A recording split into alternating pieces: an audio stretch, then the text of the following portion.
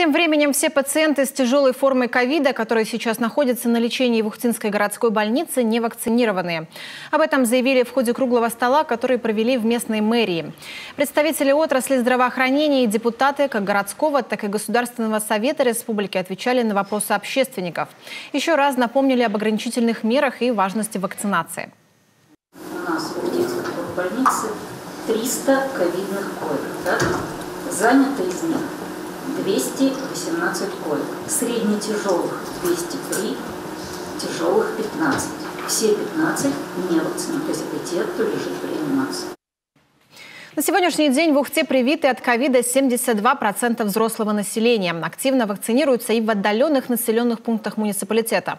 Однако рекомендованного Минздравом 80% показателя пока не достигли.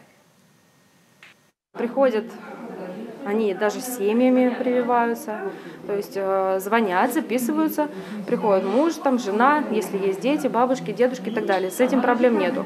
Прививаем как первично, так и повторно. Сейчас начали приходить ревакцинироваться апрельские. Не достигли мы показателя по вакцинации жителей 60+, всего 59%.